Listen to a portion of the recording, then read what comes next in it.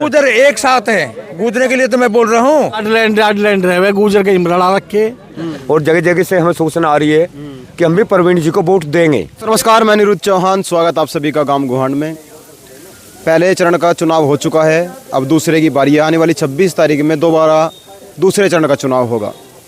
अभी हम बागपत लोकसभा के गांव निठौरा में हैं और ये जो बहुजन समाज पार्टी से प्रत्याशी हैं प्रवीण बैसला, उनका गांव है।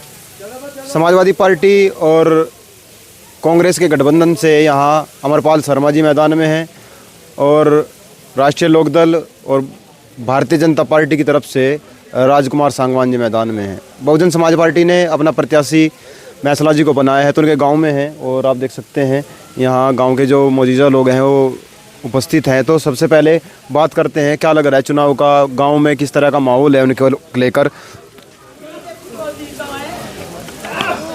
ताऊ जी राम राम। राम जी राम राम। ठीक हो? हाँ जी ठीक ठाक जी। और कैसा लग रहा चुनाव? चुनाव बढ़िया लग रहा है। गांव का आदमी लड़का खड़ा हुआ गांव का, इसे चुनाव में बहुत वोट हैं और गांव सारा लगा हुआ है। हमारी गुजर बिरादरी सब वोट दे रही है और मुस्लिम भाई भी वोट दे रहे हैं। और गांव मुस्लिम भी दे रहे? मुस्लिम भी दे रहे हैं। मुस्लिम जा रहे हैं उधर की दूसरी तरफ। जी मुस्लिम वोट दे रहे हैं। हमारे यहाँ जो पंजेरू आते हैं वह पंजेरू जो आते हैं वे रोज कहते हैं कि हम प्रवीण भाई को वोट देंगे।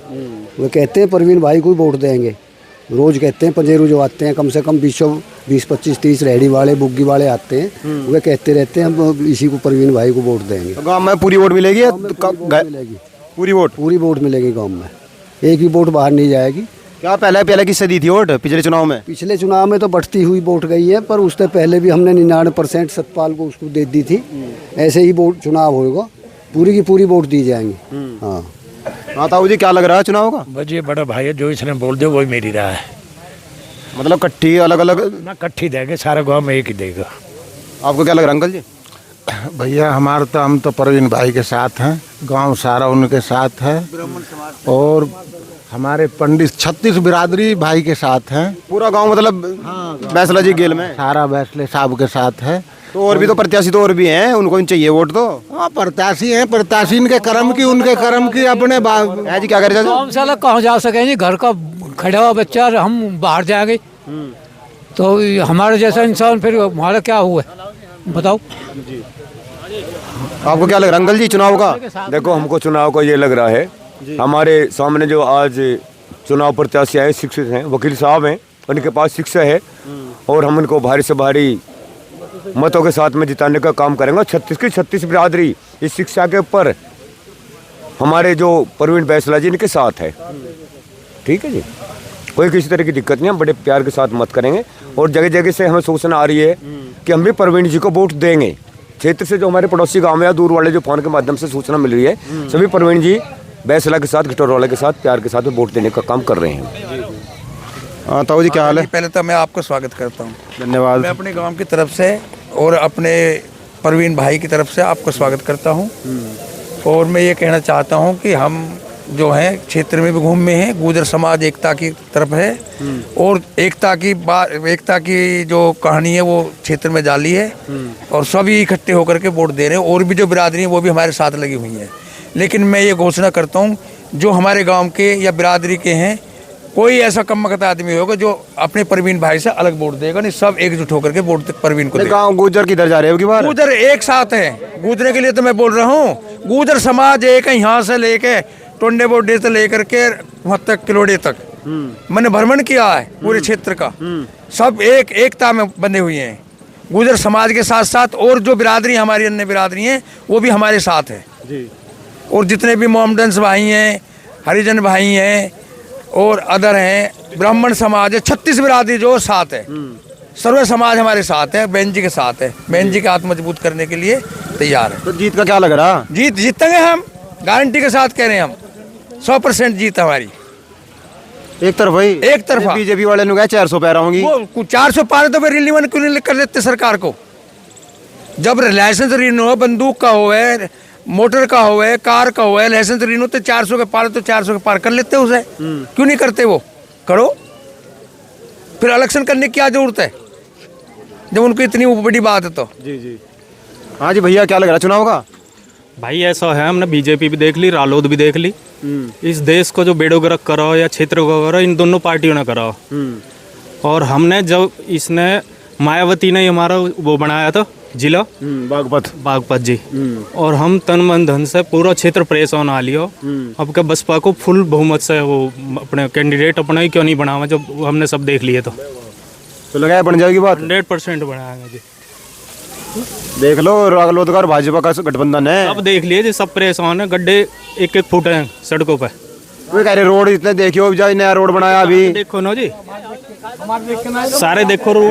क्या कह रहे चाचा जी? हमारे रास्ते अपने देख के ना यहाँ कर आए आप। हाँ देखे। हाँ बताओ, आप बोल रहे हो, आप क्या सवाल बताओ। मैं तो हाईवे कह रहे हो, हाईवे तो एक से एक बना दिए। हाईवे बना दिए हुए, पैरासूट बना रहे बाहर से बाहर।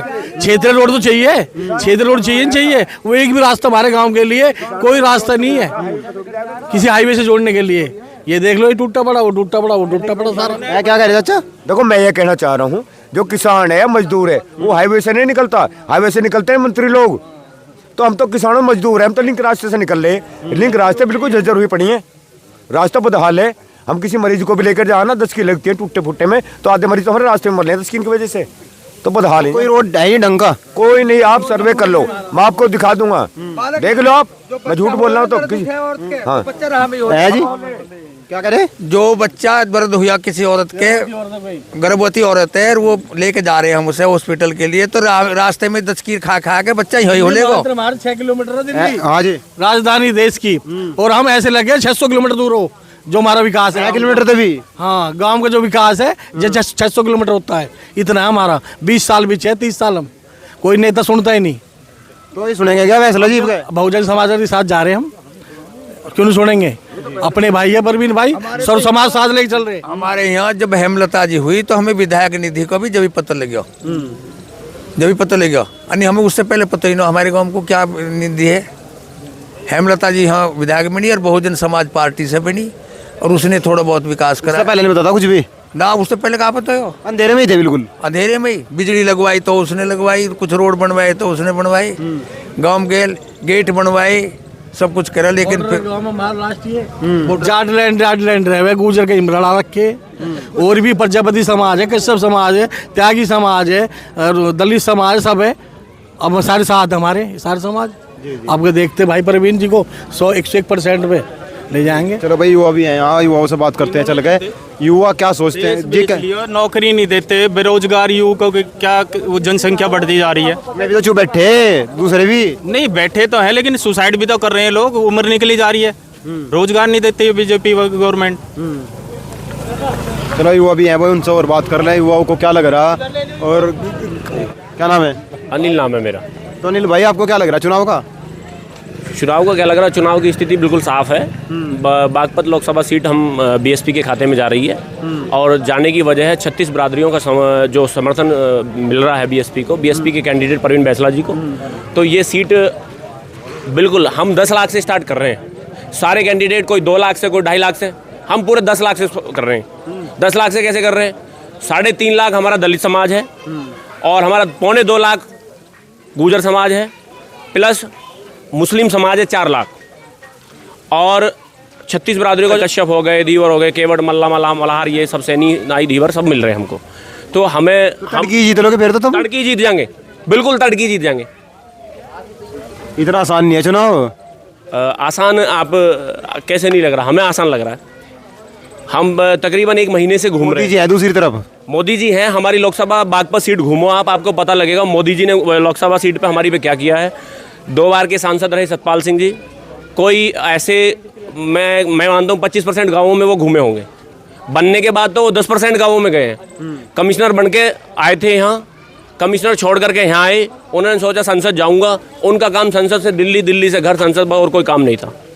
मेरा गाँव पड़ता मोदीनगर विधानसभा में, वहाँ मेरे को नहीं लगता कभी वो गए हैं। तो इसलिए हम छाती ठोक के कह रहे हैं कि हम जीत रहे हैं। मतलब परवीन बैसला जीत जाएंगे? परवीन बैसला जी जीत रहे हैं। अभी हम उन्हीं के पैतरा गांव में है, और जनता की राय आपने सुनी। गांव का मानना है कि अब की बार भाई साहब ने तो बिल्कुल तोड़ ही कर दिया। अब देखते हैं आने वाली 26 तारीख में जनता किसके पक्ष में ज़्यादा मतदान करती है और किसको चुनकर संसद में भेजती है। आने वाली 26 तारीख में जितने भी व्यक्ति वोट करने के लिए जाएं, बड़ी सावधानी से आपने वोट करना है, सोच समझकर वोट करना है, देश के हित में वोट करना है। किस तरीके से आप देखते हैं, और जो फॉरवर्डेड ज्ञान है उससे बचकर रहना है। कोई भी अंट बयानबाजी को आप फॉरवर्ड न करें ताकि आपको कोई दिक्कत न हो। आचार संहिता लगी हुई है, केस में लेने के देने पड़ जाएंगे भाई। तो घर रहें, आराम तरह, जय हिंद, जय भारत।